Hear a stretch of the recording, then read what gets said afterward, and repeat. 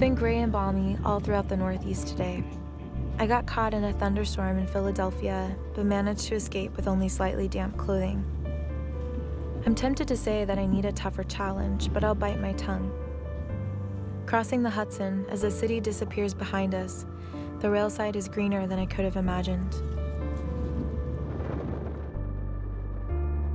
From what we've learned, she arrived in the city of New Orleans by Amtrak train on September 25th, which was about 3 days prior to the date that she was found murdered.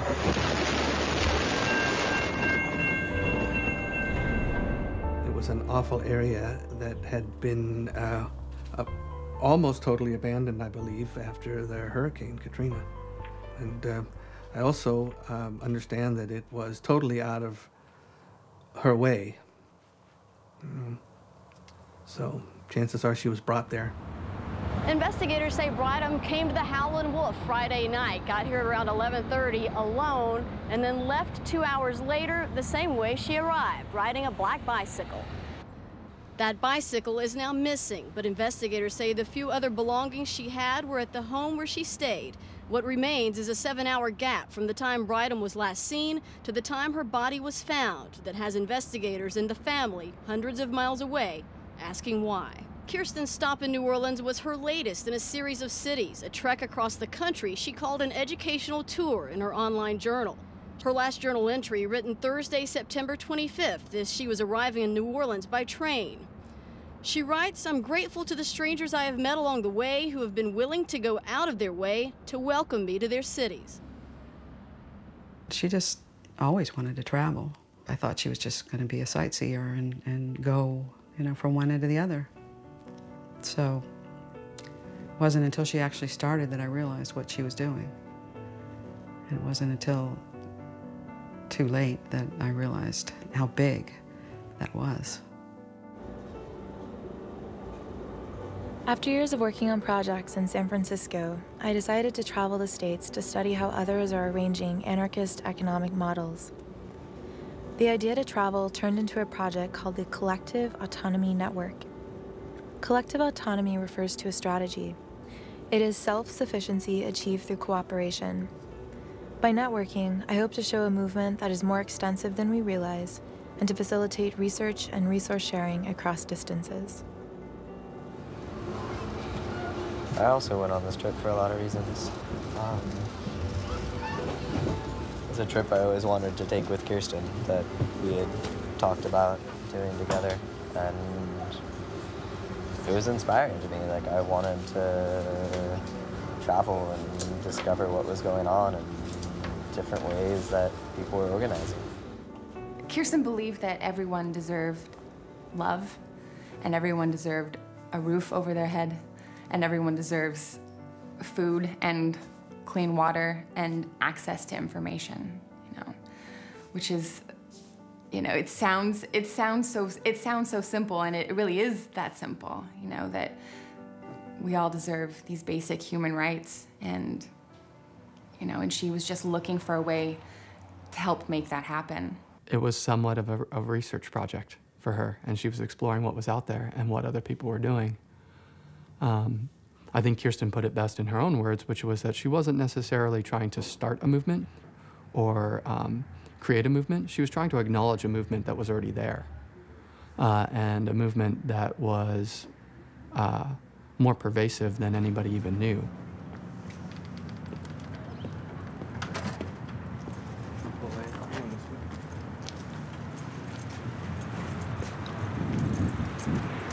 In my mind, I didn't understand necessarily the focus of it. I got the idea, making contacts, meeting people, trying to expand concepts and such.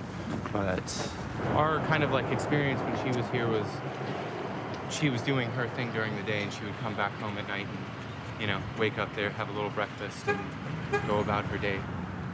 Philadelphia worked out well. I found myself magnetically pulled to West Philly and found a small activist scene living in the cracks of a neglected and impoverished neighborhood.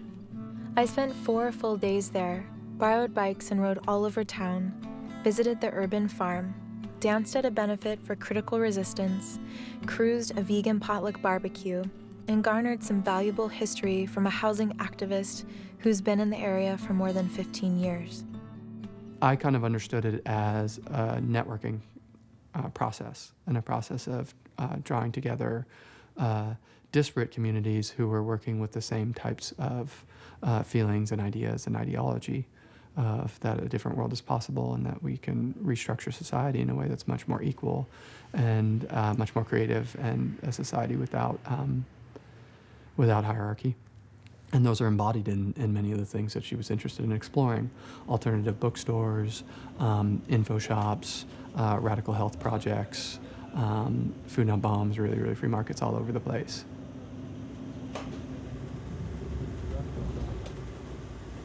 I don't think she believed it would all happen in her lifetime or in a couple of years. I think Kirsten was continuing to find what she's looking for and what she believed in, and seeing that it was happening all over, and seeing new ideas that she hadn't heard of beforehand. She must have been enjoying a lot of her trip and enjoying her choice to be living the way that she was. In the day-to-day, I've been curling up on floors, eating couscous and tahini out of my bag, wooing hosts with tea ceremonies, conquering public transportation systems, washing my clothes in bathtubs, thanking new friends for unexpected generosity, and sometimes daydreaming about a sweetheart in the Bay. I'm gleaning so much information and backgrounds on projects in every city I visit. It's impossible to keep up, but this is a good sign. I've got plenty of work to do.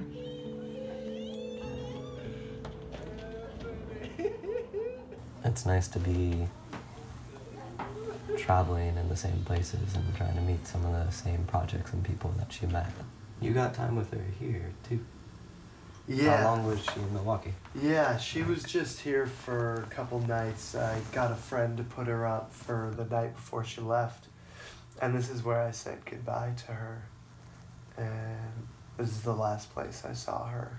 Right after she graduated and had just handed in her thesis. And I remember her kind of being like, okay, well, I guess I'm just gonna hand this paper to someone there and let it sit in a file somewhere, you know, like whatever.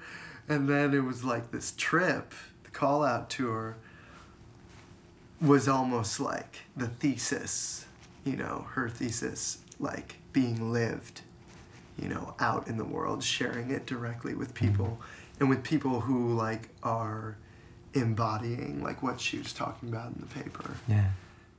Undoubtedly, Kirsten was an intrepid adventurer and explorer, and in fact, it was one of the most exciting and attractive things about her. She was just a great little child, happy and loving and sweet, and she was born in Northridge Hospital. San Fernando Valley is just suburban LA, crowded, hot.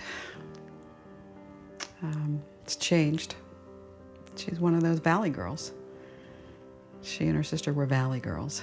She was a cheerleader for a little while. She was very popular. She was very social.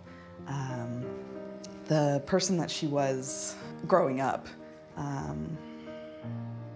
in that situation, I look back on that and probably would have never been able to guess the direction that her life would have ended up going. It didn't become apparent to me that she was different until the day that her purse was stolen, and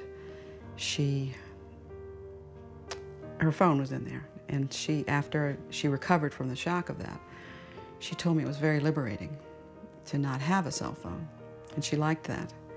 And then she started purging her things and started getting rid of things in anticipation of moving to San Francisco. You know, during high school, she was the straight A student, and she was on the honor roll, and she was in all honors classes, and it was please everyone else all of the time. When she moved away from home and started her own life, I mean, she was immediately on a very different path. She became this person. She was really gonna give it her all to try to do something meaningful and worthwhile. And she did it with a lot of heart, and it's so, from my experience of working with projects and doing this kind of stuff, it's really difficult to find someone like her who does all that, who really embodies that. She was the hub You know, it was like all the spokes were attached to her.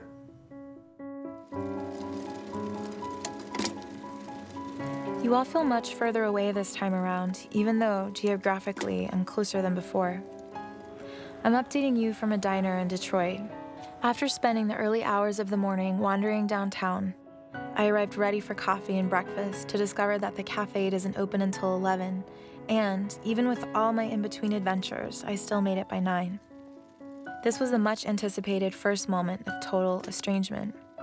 No friends, no place to go, and anywhere I go, I carry my house on my back. I spent a fair amount of time standing in one place, or walking a half block in one direction, changing my mind and returning to the same intersection of indecision. Ultimately, I decided to walk the mile to my other lead, the Trumbull Plex, and ask for housing. Known mostly for its theater space, which has been hosting punk shows for decades, the Trumbull Plex is also an anarchist-owned housing complex and collective. They said no problem to the first night, and then $60 a week if I want to stay longer. I felt fairly welcomed, despite the fact that they were gutting freshly slaughtered chickens when I arrived. Clara? Yeah.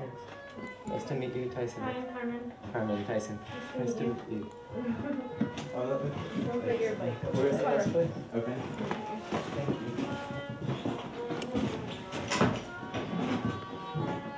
Do you want to hang out in the living room? Sure. Yeah. Okay. That sounds great. Where's that? In here. Awesome. Yeah. I think someone started a fire in the woods. Yeah. Nice.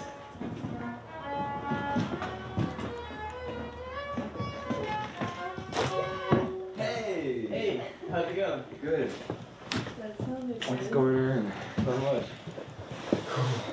I'm Tyson. Get back. You're Tyson? Yeah. Cool, I'm Chartan. Chartan. Nice to meet you. Nice to meet you too. What are you doing here? Traveling through. I had a friend, Kirsten, that came here, traveled through Detroit, traveled through Trumbull Plex about 2.5 years ago. I'm just kind of retracing her trip and just trying to like learn as much about her as possible. Like I really wanted to go on the trip, and we like that she went here, and we had talked about it for a while, and I think her and I had both always kind of wanted to go on it. It had somewhat slightly different reasons, but it was all to learn from people and to form networks. And we like read on the website, and I was kind of like, wow, I didn't even know she was doing a project. I thought she was just a random traveler like so many people. Yeah. But that kind of teaches you that you never really know who people are unless you get more time with them. yeah, like she was trying to build up like the resources, so anybody who got excited about something or felt a particular challenge or need, that they had like a couple different models in which to like take care of those needs, and kind of giving people resources on how to start those projects and how to like organize people. And I don't know, we've kind of been talking recently about people over on the east side who they're like using DIY things to survive. And why don't the radical communities that are usually young white kids, like how can we share skills together, like these two communities? And radical being unconventional, or radical being like just a different way of organizing or perspective? Well, both, I would suppose, yeah, like non-conventional, and then working with and for people's and for your own needs and to survive, really. And that's not what, we're not taught how to learn how to survive. We were taught how to be dependent on something that we didn't create. So that's what I would define as radical, I guess, or not define, but outside of individualism, I guess, is radical too. I don't know. There's so many different. There's so many different ways you could define radical, I guess, right? Yeah. Which is radical itself, you know. I'm feeling a little old for this scene. I see slim networks to plug into for radical activity, but I'm coming to reevaluate the word radical. I'm not sure if it's the most appropriate term for what I'm describing. The really, really free market, food not bombs, they now seem rather juvenile, Like this house, very white, very privileged. It's almost a disadvantage for the house to be so close to the school, always transient, distracted with academics. Their audience is also themselves, reflected back at them.